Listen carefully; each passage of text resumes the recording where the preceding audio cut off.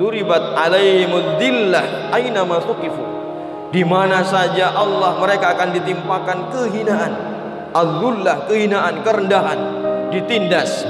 Aina ma thuqifu, di mana saja berada. Di mana saja berada. Illa bihablim minallah wa hablim minan nas. Kecuali kita bisa menata hubungan baik dengan Allah dan hubungan baik dengan manusia. Bahwa kekuatan pertama dan asbab pertama untuk mendapatkan pertolongan Allah adalah tauhidullah, tauhid kepada Allah, menguatkan keimanan kepada Allah. Dan ini juga menjadi asbab ketenangan, kebahagiaan utama bagi kita di dunia dan di akhirat.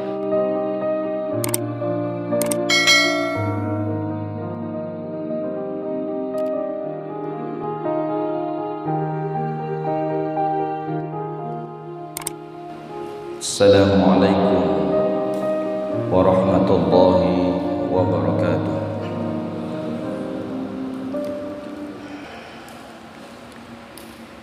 Alhamdulillahi rabbil alamin. Nahmaduhu wa nasta'inuhu wa nastaghfiruh. Wa na'udzu billahi min sururi anfusina wa min sayyiati a'malina. من يهده الله فلا مضل له ومن يضلله فلا هادي له أشهد أن لا إله إلا الله وحده لا شريك له وأشهد أن محمدا عبده ورسوله اللهم صل وسلم على نبينا وشافئنا وحبيبنا محمد صلى الله عليه وسلم وعلى آله وصحبه ومن تبع هداهم بإحسان إلى يوم الدين. أيها الحاضرون رحمكم الله، أوصيني وإياكم بتقوى الله فقد فاز المتقون. حيث قال تعالى في القرآن الكريم: أعوذ بالله من الشيطان الرجيم. يا أيها الذين آمنوا اتقوا الله حق تقاته ولا تموتن إلا وأنتم مسلمون. وقال: يا أيها الذين آمنوا اتقوا الله وكونوا مع الصادقين. وقال رسول الله صلى الله عليه وسلم لصحابته الجليل معاذ بن جبل رضي الله عنه حينما بعثه داعيا إلى يمن فقال: يا معاذ اتق الله حيثما كنت وأتبع السيئة الحسنة تمحها وخالق الناس بخلق حسن. صدق الله العظيم wa sadaqa rasuluhul karim sallallahu alaihi wasallam. Para alim, para tokoh dan guru-guru kami, hafidhahumullah, bapak-bapak, ibu-ibu jamaah salat subuh rahimakumullah. Pertama kali wajib bagi kita untuk senantiasa bersyukur, memuji kebesaran Allah Subhanahu wa taala, Zat yang menciptakan kita, Zat yang maha kaya, Zat yang maha rahman dan maha rahim, yang tidak ada jeda waktu menurunkan kenikmatan-kenikmatan kepada kita, baik nikmat duniawi, terlebih nikmat agung yang sedikit di antara kita yang merasa keagungannya, yaitu nikmat Allah memilih kita sebagai hambanya yang beriman. Sebuah nikmat yang menjadi jaminan satu-satunya untuk mendapatkan kebahagiaan, keselamatan di dunia, terlebih kebahagiaan dan keselamatan di yaumil qiyamah. Salawat dan salam mudah-mudahan tersampaikan selalu kepada qudwah hasanah kita Rasulullah sallallahu alaihi wasallam, juga kepada segenap keluarga beliau, para sahabat, para tabi'in, dan seluruh umatnya yang senantiasa beristiqamah menjalankan syariat dan sunnah-sunnahnya. Semoga Allah memasukkan dan menetapkan kita di dalamnya. Amin ya rabbal alamin. Para jamaah rahimakumullah, hidup di akhir zaman ini, di tengah-tengah fitnah kehidupan yang mengancam keimanan kita, di tengah makar dan banyaknya musuh-musuh kita, serta sedikitnya ikhwan yang mau peduli terhadap sesama ikhwannya, maka mencari, berikhtiar mengumpulkan asbabun nusrah, sebab-sebab pertolongan Allah semakin menjadi sebuah kewajiban dan prioritas kita. Para jamaah sekalian rahimakumullah, oleh sebab itu kita awali dengan satu hadis Rasulullah sallallahu alaihi wasallam yang diriwayatkan oleh Imam Ahmad dalam musnadnya, bahwa Rasulullah sallallahu alaihi wasallam bersabda, la tuftahannal Qustantiniyah fala ni'mal amiruha wala ni'mal jayz dalikal jayz. La tuftahannal Qustantiniyah. Rasulullah memulai hadis ini dengan lamut taukid dan nunut taukid sakilah. La tuftahanna, sungguh betul-betul akan dimenangkan, sungguh betul-betul akan ditaklukkan. Qustantiniyah dimenangkan oleh seorang amir bersama bala tentaranya yang luar biasa. La tuftahannal Qustantiniyah, sungguh Konstantinopel akan ditaklukkan. Lalu Rasulullah menyebutkan fala ni'mal amiruha, dan pasukan, komandan pasukan yang memimpin penaklukan Konstantinopel itu adalah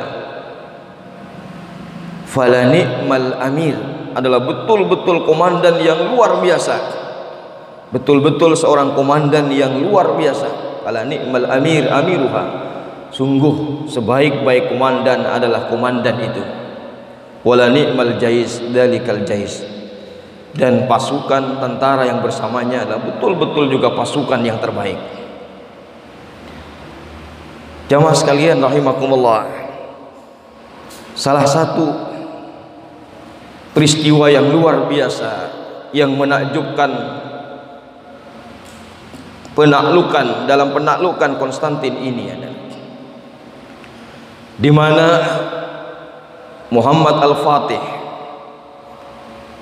ketika memimpin pasukannya, ada satu peristiwa yang luar biasa dan sangat tidak masuk akal, yaitu beliau dengan pasukannya membawa 70 kapal besar, tidak di lautan, tapi membawanya di atas daratan, gunung-gunung dan pepohonan yang banyak, yang sebelumnya pepohonan-pepohonan itu ditebang dalam satu malam itu, dan 70 kapal besar bisa digeser melalui daratan. Sebuah strategi yang luar biasa. Satu malam 70 kapal besar bisa dipindah, bukan melalui lautan. Ini satu keajaiban yang luar biasa. Mengapa bisa? Jamaah sekalian rahimakumullah. Dan juga benteng Konstantin yang berlipat-lipat itu, yang dalam sejarah belum ada yang menaklukkannya. Saat itulah Konstantin takluk. Jamaah sekalian rahimakumullah, apa rahasianya? Yang pertama adalah sehari semalam sebelum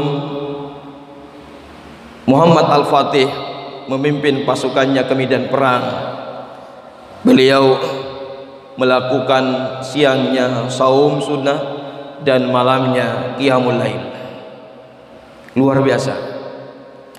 Dan di saat Konstantin sudah takluk dan di hari pertama yaitu Yaumul Jum'ah, saat itu Muhammad Al-Fatih bersama pasukannya hendak mendirikan Jumat pertama setelah penaklukan Konstantin ini di sebuah bangunan Hagia Sophia, sebuah gereja besar yang saat itu berubah menjadi sebuah masjid.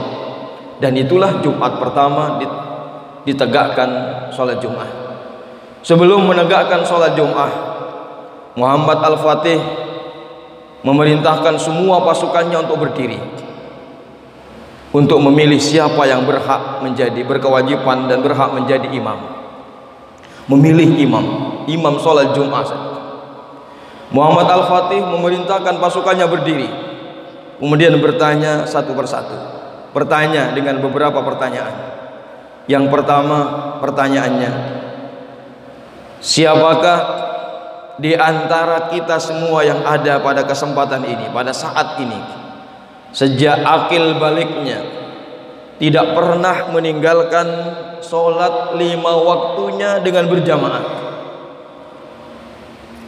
Artinya yang pernah meninggalkan disuruh duduk.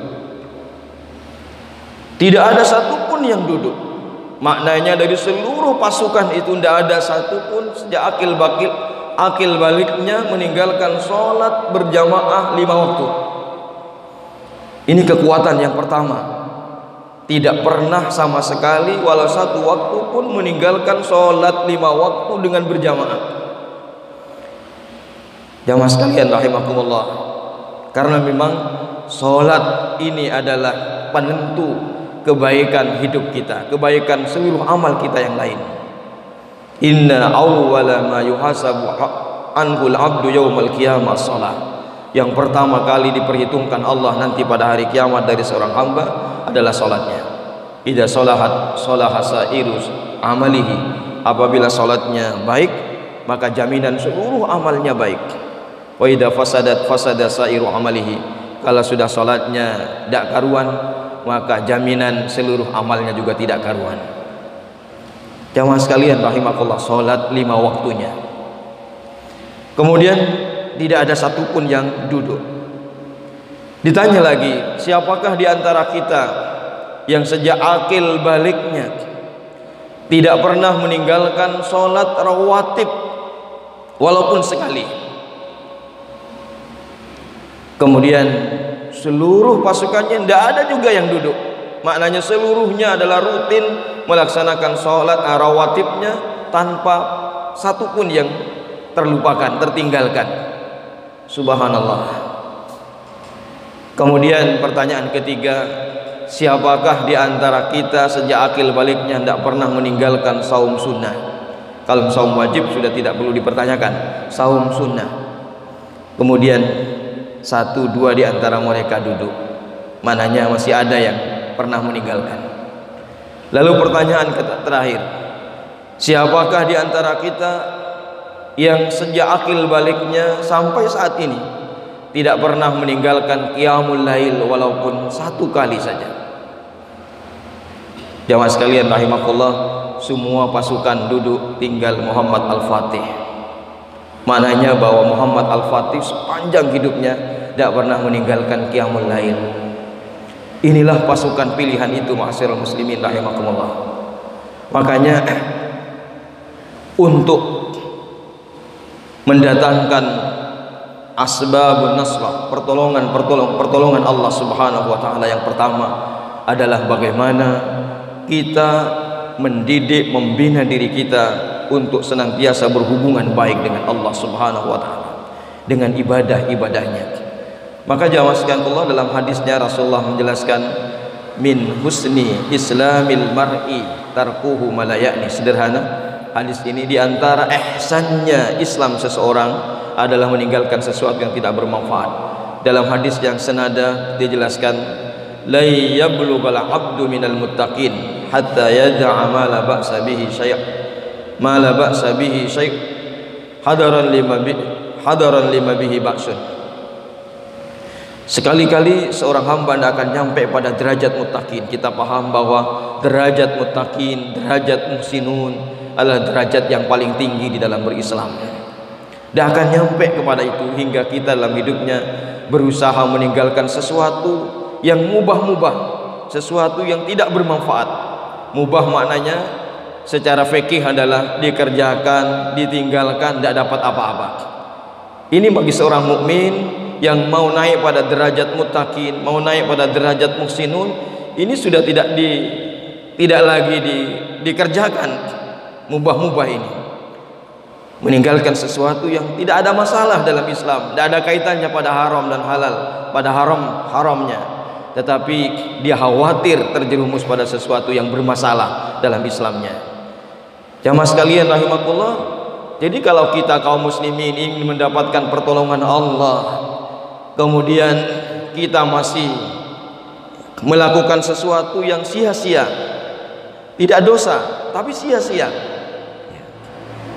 ini belum nyampe pada derajat muttaqin, apalagi tampil menjadi lani'mal jais, tentara dan pasukan yang terbaik. Nah jamaah sekalian Allah, maka bagi seorang mukmin, seorang muttaqin, seorang muhsinun adalah bukan banyak persoalan dalam melakukan suatu amal kepada urusan sunnah, wajib, haram, makruh, mubah secara fikih, tetapi persoalannya, pikirannya adalah dalam amalan ini ada pahala yang mengantarkan ke surga apa tidak. Itulah gambaran seorang mukmin, itulah cita-cita dan semangat seorang mukmin yang memicu dirinya terus beramal dan beramal, sehingga tidak ada amalan sekecil apapun, kalau di situ ada pahala maka dia tidak sia-siakan, dia tidak tinggalkan. Jamaah sekalian rahimakumullah, misalnya saja kita bahas hukum sunnah secara fikih, kalau dikerjakan dapat pahala, kalau ditinggalkan tidak dapat dosa. Ini seorang mukmin bukan berpandangan tidak dapat dosanya, tetapi dia memandang dapat pahalanya. Begitu juga hukum makruh misalnya, kalau ditinggalkan dapat pahala, kalau dikerjakan tidak dapat dosa. Bukan persoalan tidak dapat dosanya, tetapi dia lakukan agar dapat pahalanya, sehingga yang makruh dia tinggalkan. Kemudian yang mubah yang tidak dapat pahala, baik dikerjakan atau ditinggalkan pun dia akan tinggalkan. Jamaah sekalian rahimakumullah, maka Rasulullah SAW adalah manusia yang terbaik, manusia yang paling bertakwa, manusia yang paling dekat dengan Allah Subhanahu wa taala, hingga datang jami'ah, jelas mendapatkan jaminan surga, jelas dapat jaminan dosa-dosanya terampuni, tapi beliau luar biasa dalam ruku dan sujudnya kepada Allah Subhanahu wa taala. Inilah karakter seorang muslim, seorang mukmin yang bersiap untuk menyongsong nusrah, pertolongan dan kemenangan. Ma'asyiral muslimin rahimakumullah. Kemudian kalau sedikit kita bahas tentang mubah, misalnya al-ibahah ini, di dalam kaidah usul, di dalam usul fiqh dijelaskan bahwa mubah itu seorang ulama membagi jadi dua. Satu adalah mubah syar'iyah, ibahah syar'iyah, atau kedua adalah ibahah akliyah. Ibahah syar'iyah adalah hukum-hukum mubah yang langsung Allah sebutkan dalil-dalilnya dalam Quran dan hadis-hadis Nabi. Seperti misalnya uhilla lakum lailatas siyamir rafathu ila nisaikum, dihalalkan di malam bulan Ramadan berhubungan dengan istri-istri kalian. Itu halal, artinya mubah saja, bukan wajib tapi mubah saja. Maknanya kalau hal itu bisa mengganggu ibadah kita di bulan Ramadan, itu tidak dilakukan dari seorang mukmin. Kemudian misalnya ibahah akliyah dijelaskan oleh para ulama, salah satu contohnya adalah ibahah akliyah, seperti kita punya rumah yang mewah, kemudian kursi yang empuk, kemudian tempat tidur yang nyaman. Itu bagi seorang mukmin, seorang muttaqin, dia tinggalkan khawatir tidurnya kepanjangan, tidurnya sampai kesiangan. Ini ditinggalkan oleh seorang mukmin. Dan Rasulullah SAW dalam sejarah, beliau bukan seorang yang fakir, beliau bukan seorang yang kalau memohon kepada Allah kekayaan bukan tidak mungkin, sangat mungkin. Sebagaimana riwayat pernah ditawari Rasulullah agar gunung Uhud ini menjadi emas, diperintahkan untuk jadi emas, maka pasti jadi emas. Tapi Rasulullah tidak menghendaki itu, sehingga suatu waktu sempat membuat Umar bin Khattab menangis kalau melihat Rasulullah ada bekas-bekas anyaman tempat tidurnya yang terbuat dari daun korma. Jamaah sekalian, Allah sederhananya Rasulullah sallallahu alaihi wasallam. Begitulah manusia terbaik itu. Begitulah kalau kita semakin banyak pahala, banyak amal kebaikan, dosa-dosa semakin ditinggalkan, maka kita akan semakin merasa diri kita ini semakin penuh dosa. Semakin kita jauh dari amal-amal kebaikan, semakin sedikit kesempatan untuk beramal baik, maka semakin perasaan kita bersih dari dosa. Maka jamaah sekalian rahimakumullah, ini asbabun nusrah itu yang telah Rasulullah SAW jelaskan, khususnya terkait dengan Muhammad Al-Fatih, penakluk Konstantin ini. Jamaah sekalian rahimakumullah, betul kalau Muhammad Al-Fatih yang memang langsung melalui lisan Rasulullah SAW dinubuatkan akan menaklukkan Konstantin, menjadi komandan terbaik dan pasukan yang bersamanya pasukan yang terbaik. Tapi kita umat Islam secara umum, ma'asyiral muslimin rahimakumullah, telah Allah sebutkan menjadi kuntum khaira ummatin, menjadi sebaik-baik umat. Nah, bagaimana mewujudkan menjadi sebaik-baik umat itu? Paling tidak amal ibadahnya seperti yang telah dilakukan oleh Muhammad Al-Fatih bersama pasukannya. Jamaah sekalian, kalau qiyamul lailnya sudah tidak, apalagi sholat subuhnya sudah jadi sholat duha, sholat duhanya bagaimana dan sebagainya. Ini mungkinkah mengharapkan nusrah dari Allah Subhanahu wa taala? Jamaah sekalian rahimakumullah, di dalam sejarah seorang sahabat Rasulullah, Tamim Ad-Dari ketika berbaiat bersyahadat kepada Rasulullah masuk Islam dan memahami, mengetahui ilmu-ilmu keislaman dan ibadah-ibadah yang disyariatkan, salah satunya qiyamul lail. Sejak itulah beliau tidak pernah meninggalkan qiyamul lail. Beliau tidak pernah meninggalkan qiyamul lail. Namun suatu waktu beliau kebablasan tidurnya hingga terbangun dikejutkan dengan suara adzan fajar. Terdengar suara adzan subuh. Spontan beliau terbangun dan lisannya berucap, "Inna lillahi wa inna ilaihi raji'un." Kalau mengelantun mengucapkan kalimat istirja seperti ini, "Inna lillahi wa inna ilaihi raji'un," adalah kematian. Mananya jamaah sekalian rahimakumullah, beliau merasa dirinya sepanjang malam itu telah mati. Satu kali dalam hidup, baru satu kali terlambat untuk sholat qiyamul lail, dan bangunnya ketika dikejutkan dengan adzan subuh. Beliau spontan mengucapkan kalimat inna lillahi wa inna ilaihi raji'un. Sementara kita ma'asyiral muslimin rahimakumullah, adzan subuh sudah berkumandang, qomat sudah ditegakkan, sholat sudah ditegakkan, suruk sudah datang, duha baru bangun, masih duduk manis lalu berucap alhamdulillahilladzi ahyana ba'da ma amatana wa lam nusur. Ini keterlaluan. Sudah bangunnya sholatnya sampai duha masih bersyukur sama Allah. Jamaah sekalian rahimakumullah, ini harus jadi koreksi pertama, karena hablum minallah itu kunci pertama. Hubungan yang baik dengan Allah adalah kunci pertama. Nusrah itu diberikan oleh Allah Subhanahu wa taala. Allah telah menyatakan di dalam Al-Qur'an tentang kehinaan, kerendahan yang selalu akan ditimpakan kepada Bani Israel secara khusus dan kepada siapapun tentunya. Aina ma thuqifu duribat alaihimul dillatu aina ma thuqifu illa bihablin minallahi wa hablin minan nas. Di mana saja mereka akan ditimpa kehinaan, kekalahan, Di mana saja Allah menjelaskan, bercerita tentang Bani Israil, tapi tentunya kepada kita ini, kepada kita juga. Duribat alaihimud dhillah aina ma thuqifu. Di mana saja Allah, mereka akan ditimpakan kehinaan, az-zullah, kehinaan, kerendahan, ditindas. Aina ma thuqifu, di mana saja berada. Di mana saja berada. Illa bihablim minallah wa hablim minan nas. Kecuali kita bisa menata hubungan baik dengan Allah dan hubungan baik dengan manusia. Maka di sini saya simpulkan bahwa kekuatan pertama dan asbab pertama untuk mendapatkan pertolongan Allah adalah tauhidullah, tauhid kepada Allah, menguatkan keimanan kepada Allah. Dan ini juga menjadi asbab ketenangan, kebahagiaan utama bagi kita di dunia dan di akhirat. Karena jamaah sekalian Allah, orang-orang yang bertauhid, orang-orang yang beriman dengan sebenar-benar keimanan, ini Allah memberikan jaminan keamanan dan bimbingan Allah Subhanahu wa taala. Allah sebutkan di dalam surat Al-An'am ketika Allah menceritakan tentang Nabiullah Ibrahim alaihissalam ketika berhadapan-hadapan dengan kaumnya. Di situ Allah Subhanahu wa taala jelaskan,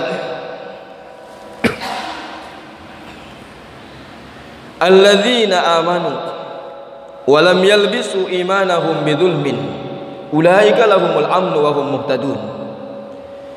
Orang-orang yang beriman dan mereka tidak dicampuri keimanannya dengan kezaliman, dengan kesyirikan, ulaika lahumul amnu, bagi mereka itulah rasa aman, wa hum muhtadun, dan mereka selalu diberi hidayah oleh Allah Subhanahu wa taala, diberi bimbingan oleh Allah Subhanahu wa taala. Ini syarat pertama. Tauhid ini menjadi faktor utama Allah memberikan pertolongan kepada kita. Bukankah jamaah sekalian rahimakumullah, selama 13 tahun di awal Rasulullah menyampaikan dakwahnya yang ditagris, yang ditanamkan kuat kepada pribadi sahabat itu adalah akidah, tauhid. Baik tauhid rububiyahnya, dia yakini Allah yang menciptakan dirinya, menghidupkan dirinya, mematikan dirinya, memberikan rizki kepadanya. Sebagaimana ikrar kita, qul inna salati wa nusuki wa mahyaya wa mamati lillahi rabbil alamin. Ikrar kita, ibadah kita, salat kita, pengorbanan kita, hidup dan mati kita untuk Allah. Ini ikrar tauhid yang luar biasa. Tapi jamaah sekalian rahimakumullah, hampir saja di masa pandemi ini menjadi fitnah akhir zaman untuk kita. Di masa pandemi ini menjadi fitnah besar bagi kita, sehingga banyak sekali mengakibatkan masjid-masjid hampir tidak ada, atau bahkan beberapa saat pernah ditutup sama sekali. Wa na'udzubillahi min dzalik. Mungkin di Indonesia atau di tempat kita tidak ada yang ditutup, tapi paling tidak sudah memberi kesempatan kepada setan untuk bersama kita di soft. Maknanya kita sudah menjaga jarak. Jamaah sekalian rahimakumullah, jamaah sekalian, ini satu renungan untuk kita, satu renungan bersama, seperti kejadian yang di Yordan saat beberapa Jumat sudah tidak ditempati, masjid sudah dikunci. Tiba-tiba satu Jumat terdengar suara ramai mengaji, suara ramai berzikir tanpa satu jamaah pun di dalamnya.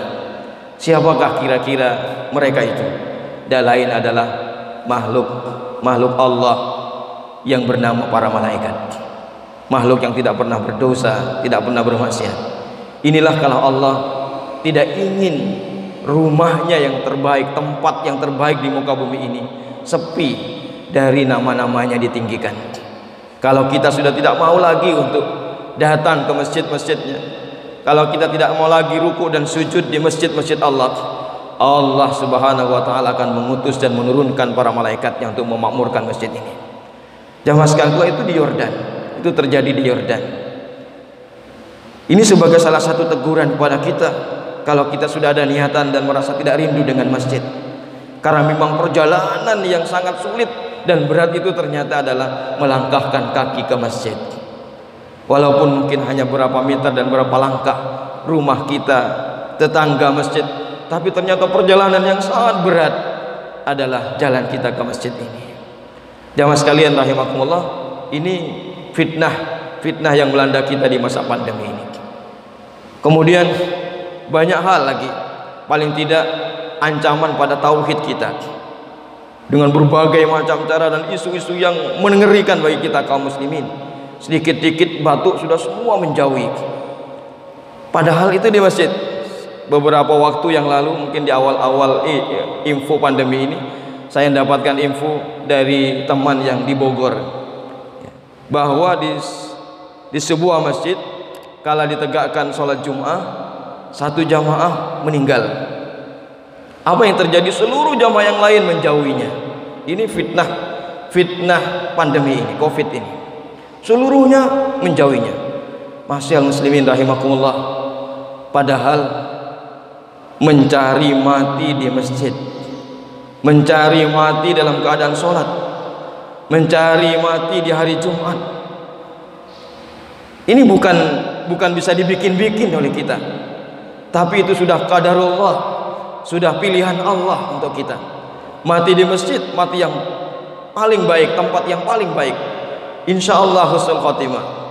Mati pada hari Jumat, jelas kata Rasulullah, adalah mati dalam keadaan husnul khotimah. Mati dalam keadaan sujud kepada Allah, dalam keadaan ibadah, yang jelas mati dalam keadaan husnul khotimah. Ini ditakuti. Inilah fitnah akhir zaman ini, fitnah di masa pandemi ini khususnya. Mudah-mudahan jamaah sekalian Allah, kita segera membebaskan diri dari informasi-informasi yang seperti ini, yang sangat menakutkan, kalau kita adalah akidah kita, tauhid kita melemah, bahkan naudzubillah min dzalik kalau terkorbankan. Jamaah sekalian Allah, sebenarnya yang kita takutkan adalah pasti satu, adalah kematian. Padahal kematian bukan baru ada tahun 2020, tapi kematian sudah sejak awal kehidupan. Allah ciptakan juga kematian, apapun sebabnya. Tapi kita merindukan mati dalam keadaan ibadah, mati dalam keadaan ruku, mati dalam keadaan sujud, mati dalam keadaan jihad, mati dalam keadaan taat kepada Allah Subhanahu wa taala, apapun sebabnya. Biarlah manusia mengatakan karena ini, karena itu. Biarlah mungkin tidak ada hambanya yang mengurus kita selayaknya mengurus saudaranya yang mukmin, tetapi Allah Maha tahu. Jamaah sekalian rahimakumullah, ini tauhid. Kalau kita menguatkan kembali tauhid, insyaallah ulaika lahumul amnu, dia akan aman, dia akan merasa tenang karena selalu Allah bersamanya.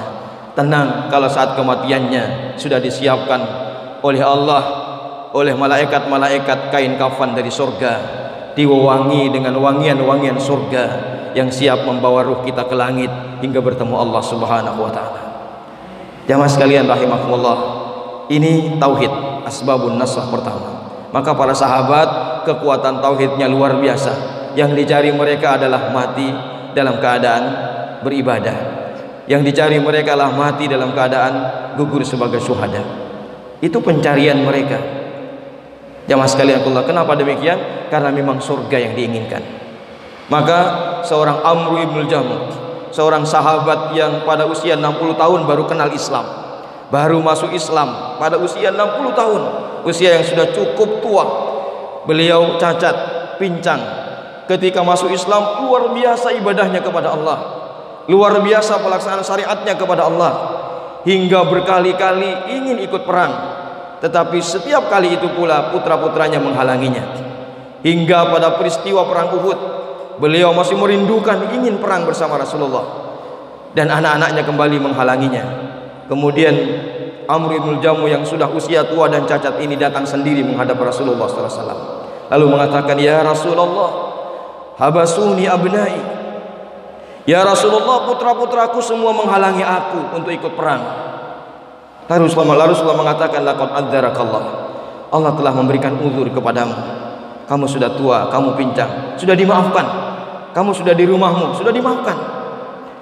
Tetapi ungkapan Rasulullah itu bukan menyenangkan Amr ibn Jamuh.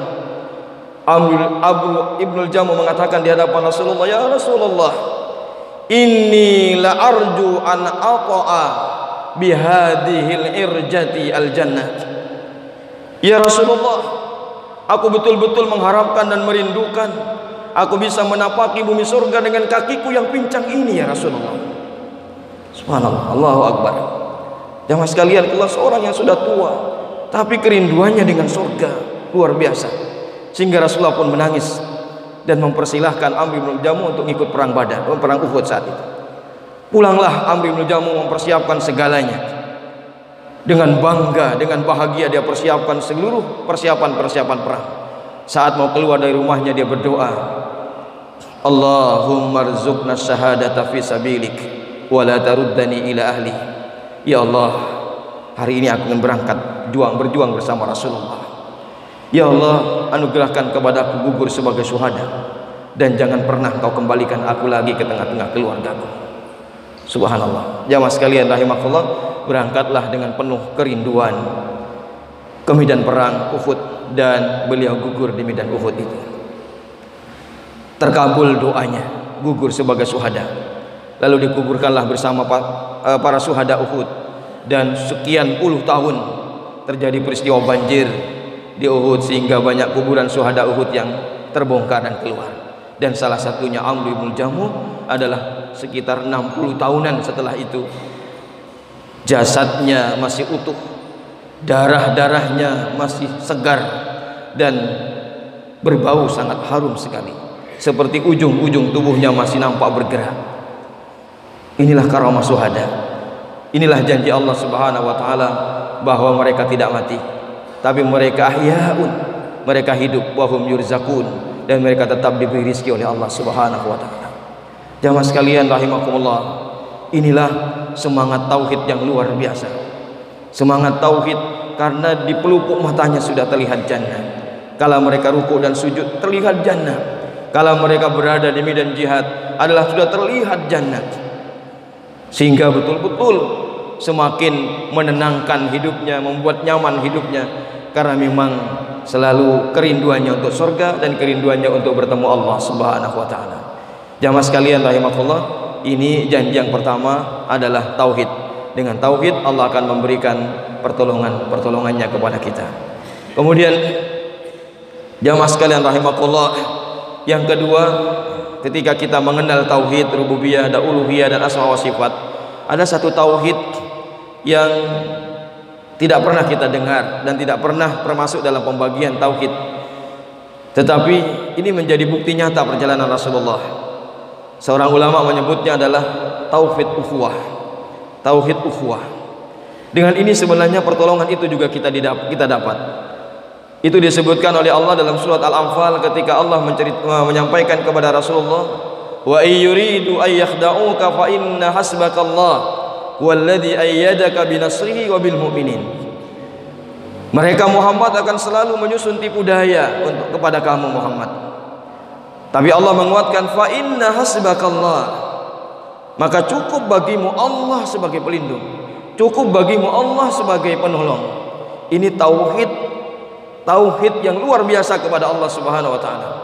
Huwallazi ayyadaka binasrihi, dialah Allah yang menolong engkau Muhammad, dialah Allah yang menguatkan engkau Muhammad dengan pertolongannya, wabil mu'minin, dan dengan orang-orang mukmin. Maka jamaah sekalian Allah, di masa saat ini kala tipu daya orang kafir semakin kuat pada kita, maka setelah kita menguatkan tauhid kepada Allah, tauhid uluhiyahnya, rububiyahnya, dan asma wa sifatnya, kita kuatkan tauhid ukhuwah ini. Tidak lagi di antara kita membicarakan persoalan-persoalan kecil yang menimbulkan retaknya hati, karena itulah yang akan memicu kekalahan kita. Maka saat ini mari kita kumpulkan asbab-asbab yang semakin menguatkan ukhuwah kita, karena dengan itu Allah akan memberikan pertolongan. Wabil mu'minin huwallazi ayyadaka binasrihi wabil mu'minin. Muhammad, Allah yang akan menguatkan kamu dengan pertolongan langsung dari Allah. Kita baca dalam sejarah pada perang Badar misalnya, perang yang luar biasa ini, perang yang tidak diharapkan oleh para sahabat. Para sahabat yang jumlahnya 300-an itu, 313 itu, dengan persenjataan yang sangat minim. Tidak ada persiapan yang begitu maksimal untuk perang, dan persenjataan orang kafir yang cukup lengkap, dan jumlah yang seribuan yang cukup besar. Hingga saat itu Rasulullah SAW berdoa tidak seperti berdoa di waktu-waktu yang lain. Beliau mengangkat tinggi-tinggi kedua tangannya ke langit, lalu memohon, ya Allah, in tuhlik hadhil isabah lam tu'bad fil ardi abadan. Ya Rabb, kalau engkau hancurkan dan kau kalahkan sekelompok kecil umatmu yang menyembahmu ini, maka tidak akan ada satu manusia pun yang menyembah engkau di muka bumi ini lagi. Itu doa Rasulullah, mengancam Rasulullah, walaupun Allah menegur Rasulullah SAW hingga sorbannya terjatuh. Doa yang luar biasa.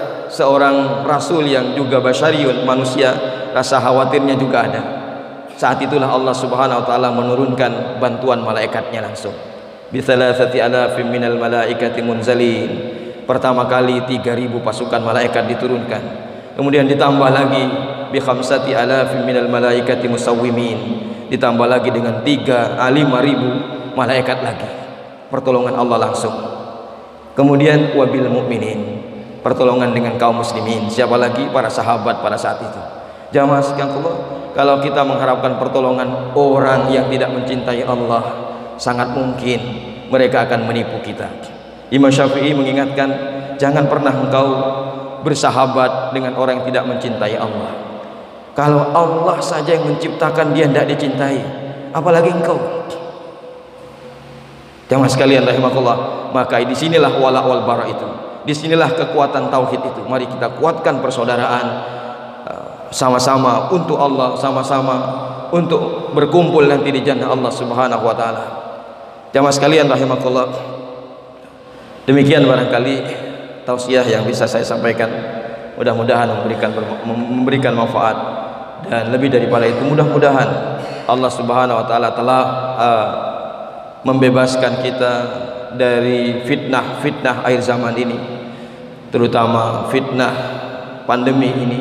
Semoga Allah segera mengangkatnya dan memalingkan dari kita semuanya. Amin ya mujibas sailin. Allahumma inna hadzal waba'a jundun min junudik wa khalqun min khalqik tusibu bihi man tasha wa tasrifu amman tasha. Allahumma fasrifhu anna wa azwajina wa ahlina wa auladina wa buyutina wa biladina wa biladil muslimin. Allahumma ihfadna mimma nakhafu wa nahdar fa anta khairul hafidha wa anta arhamur rahimin. Ya Allah, sungguh wabah ini adalah salah satu tentara dari tentara-tentaramu.